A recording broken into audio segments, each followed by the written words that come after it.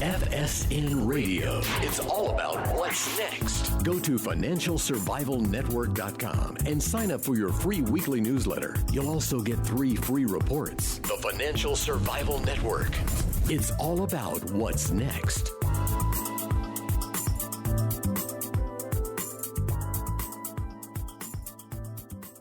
Well, you probably heard the latest news. Letterman is out. Colbert is in. And person you're about to hear from, well, he nailed it over a week ago. James Hirsen, JD, also MA in media psychology. And you definitely need a psychologist to figure out what's behind the latest move of the media bigwigs.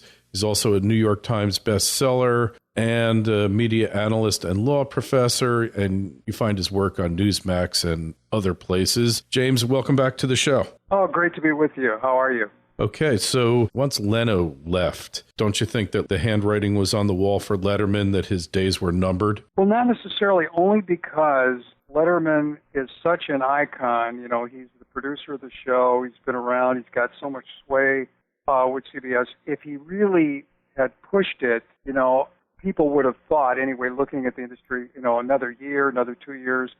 Certainly the handwriting was on the wall, you know, at his age. But the fact is, what happened is that CBS and Letterman thought that when Leno announces that he was out, which was a sort of forced retirement, that here the veteran Letterman could achieve what he'd only dreamt of for all these years when The Tonight Show was kicking his butt in the ratings, that he could achieve number one. Unfortunately, though, when Jimmy Fallon took over on NBC, Letterman's ratings got worse, and he ended up in the demographic, the 18 to 49 demographic that the advertisers want. He ended up being number 3. And so it's a business decision more than anything, even though similar to politics, even in the entertainment business, Letterman characterized it as spending more time with his family.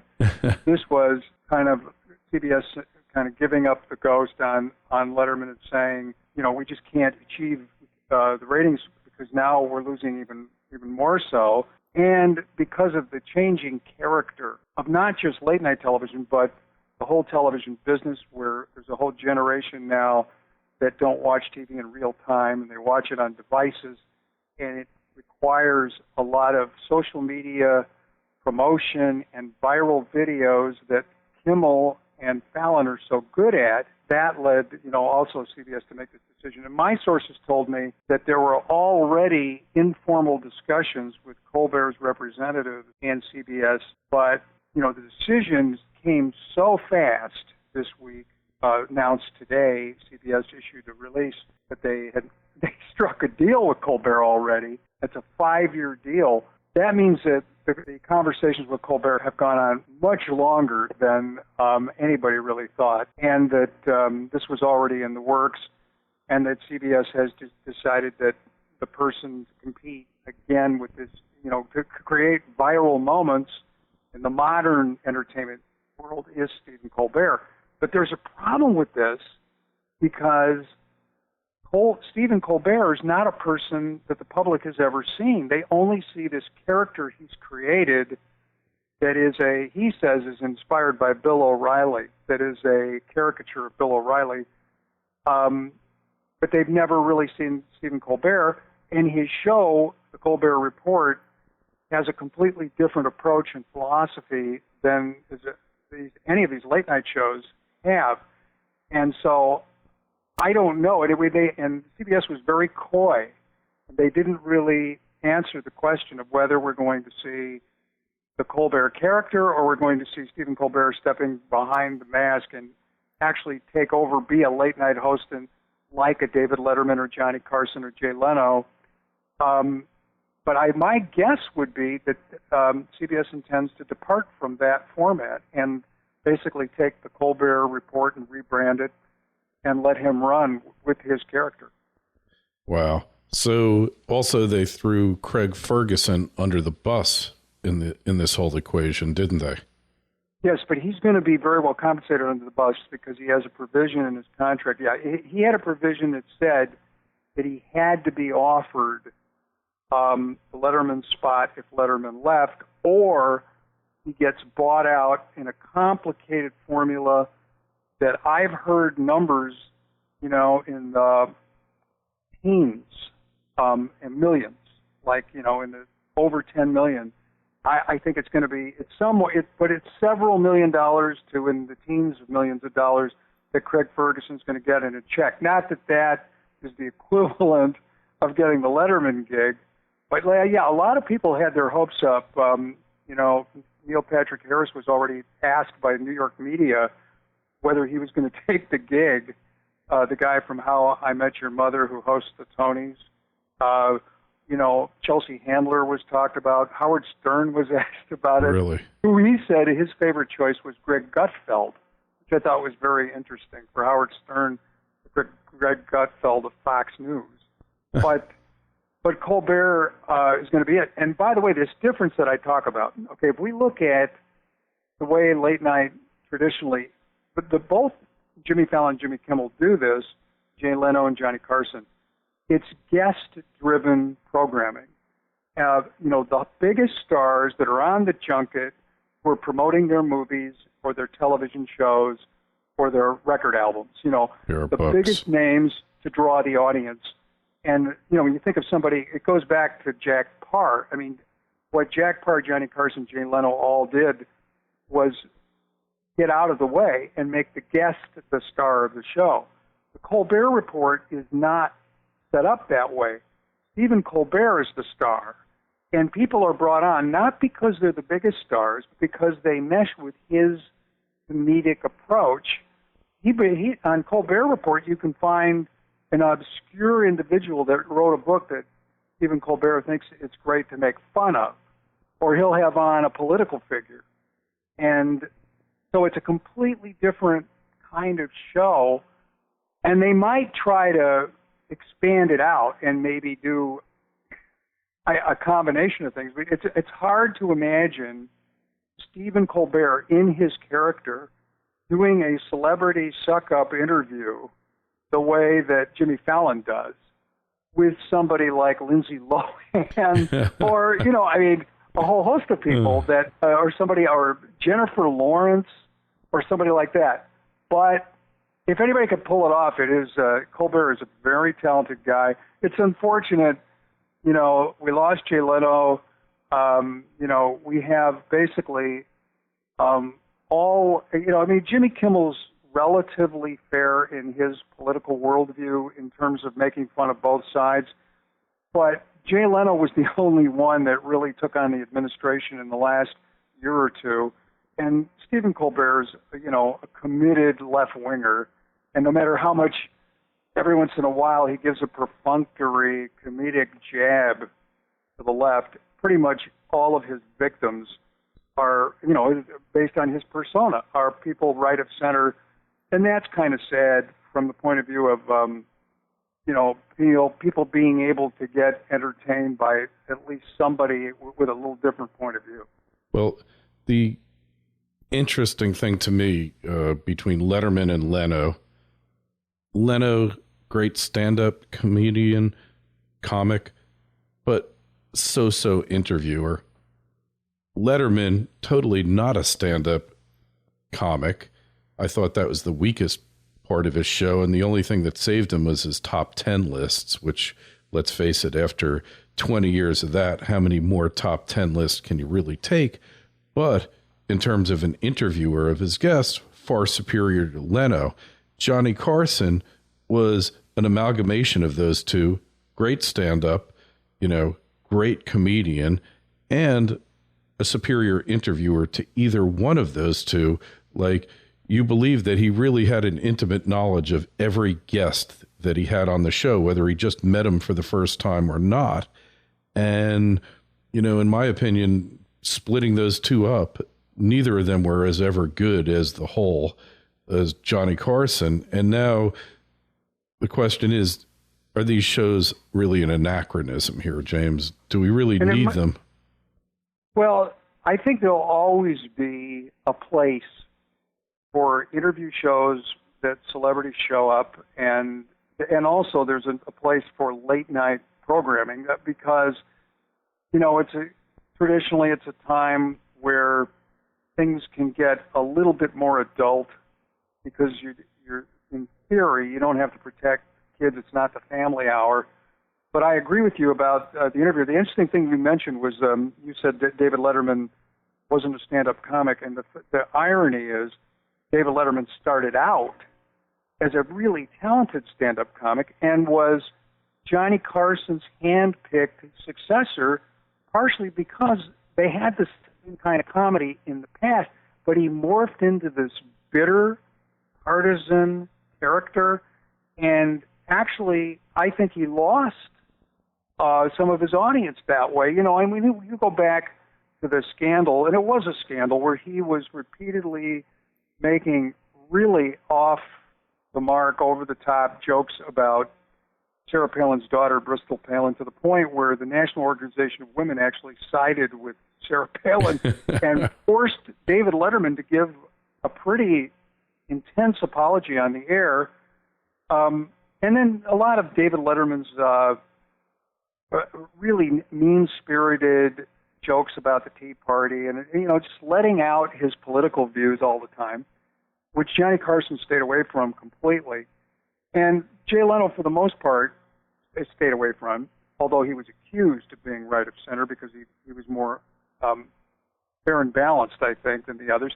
But Leno's comedy was goofy and stunt-driven and Midwestern, he's from Indiana, and he changed over the years. And I think that those skills were hidden, if you will, and but he had a really great kind of all-American comedic sense, and was willing to get physical all the time. If you go back to those old Letterman shows, he was launched into piles of Jell-O and into the wall. He did the stupid pet tricks. I mean, for its time, there was some great innovation, and but he really got bitter.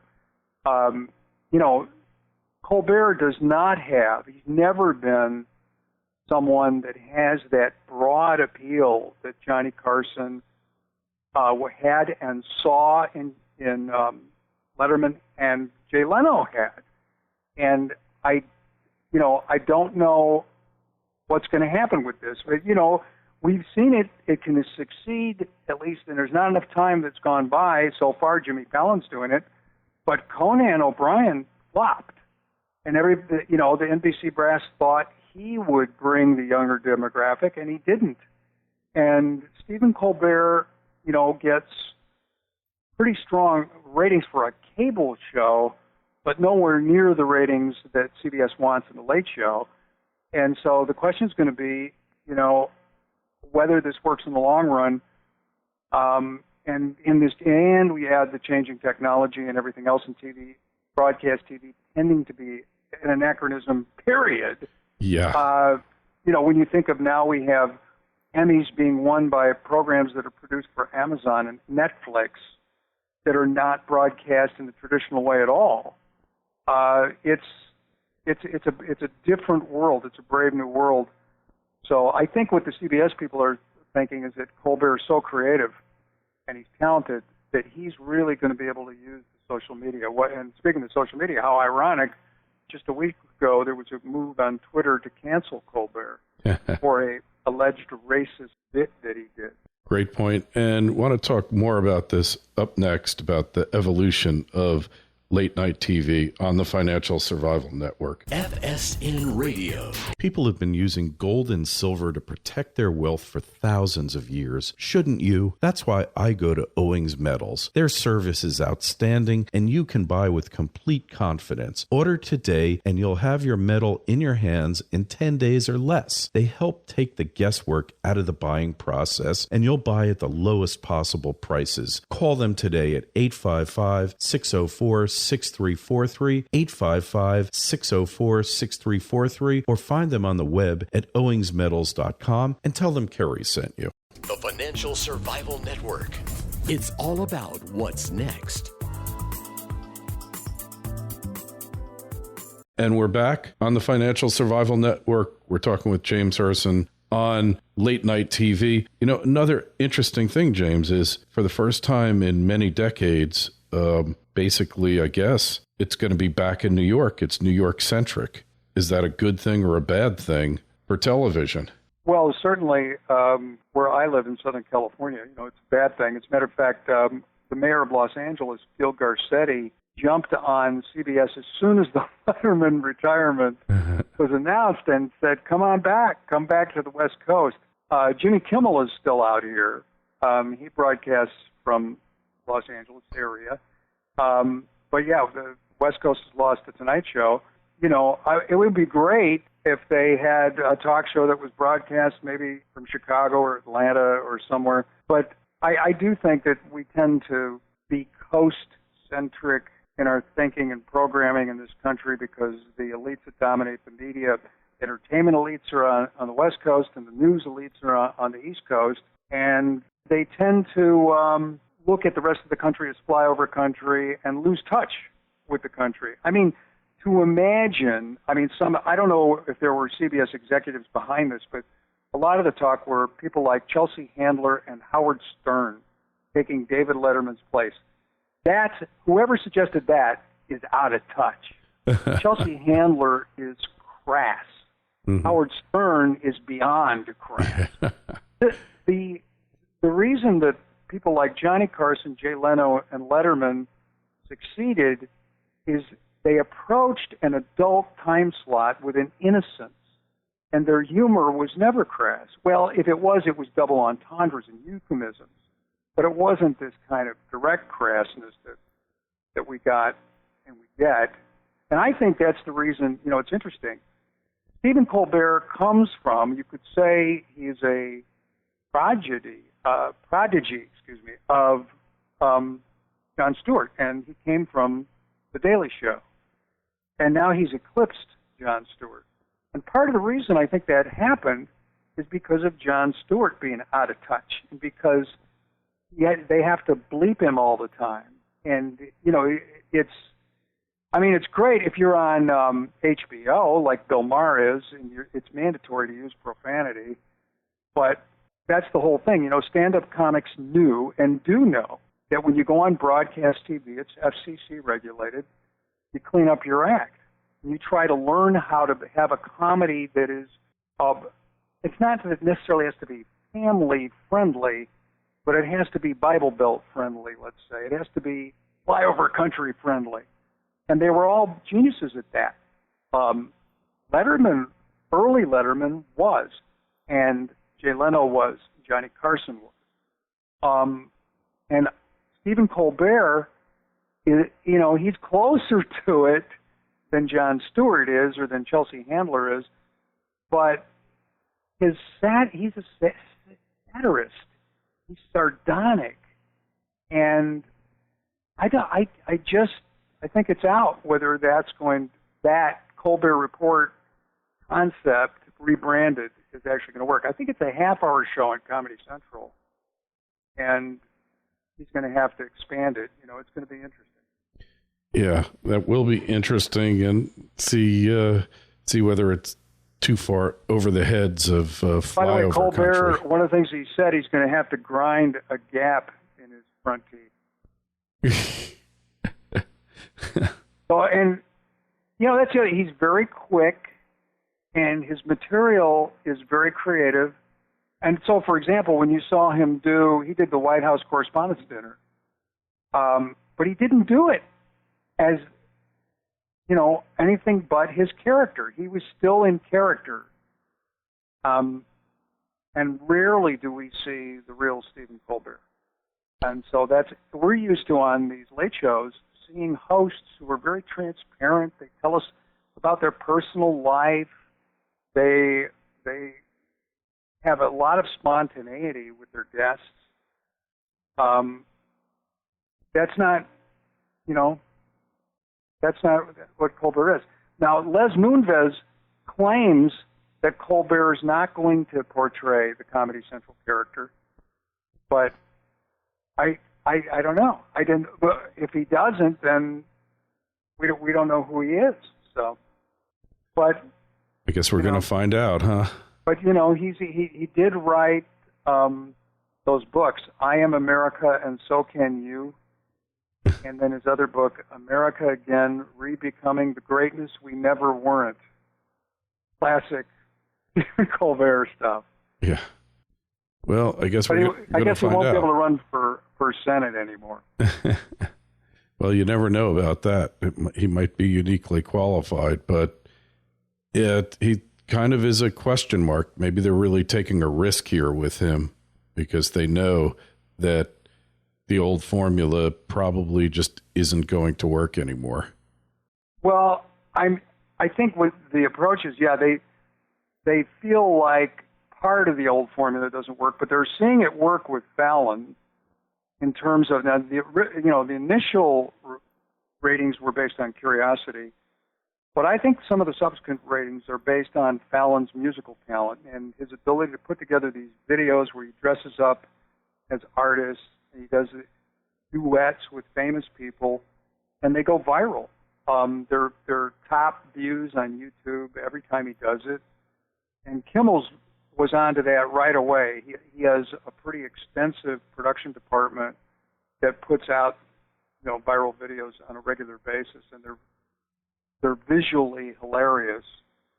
And Colbert's got a similar team, so I think what CBS is going for is being able to bring in the younger demographic. And I sometimes, from a business point of view, I don't understand sometimes, this. I think there's an overemphasis on the younger demographic. But we hear this all the time, that the advertisers want it. I guess it depends on the product. I said it depends on the product, and if you're selling Depends, you don't want the younger demographic. But the point is, like, Fox News banks $1 billion a year, and their demographic, they dominate in every demographic, but their overall audience is dominated by an older demographic, baby boomers. And the notion that baby boomers don't spend money I think is wrong, and there's a lot of money to be made. I think that with that time slot, the key is to get both, to get that younger demo, but maintain the baby boomers. And, exactly. And that's crossover. That's crossover and so appeal. So far, Fallon's been able to do it. He's keeping the Leno audience, and he's adding a younger crowd, and that's why his ratings are higher, actually, than Leno's were. Yeah. Right, for the moment. Now, in the long run, I don't know. Well, as a boomer, I can say I find the guy pretty funny, and, I think he just might be onto something. So, James, we find your writing where? Well, you can find it at Newsmax.com, as you said, and you also, I'm on Twitter, The Jim Jams. My Twitter handle, and I have a website, Hirsen, HIRSEN.com. All right, and of course, you'll find the link in the show notes to this interview on financialsurvivalnetwork.com. Don't forget, sign up for the newsletter. James, been a pleasure as always. Thanks, and we'll look forward to speaking with you again soon as the next eruption in the late night TV wars goes on. Yeah, I think there's going to be a lot more eruptions. Take care. All right, you too. FSN Radio. It's all about what's next. Go to financialsurvivalnetwork.com and sign up for your free weekly newsletter. You'll also get 3 free reports. The Financial Survival Network. It's all about what's next.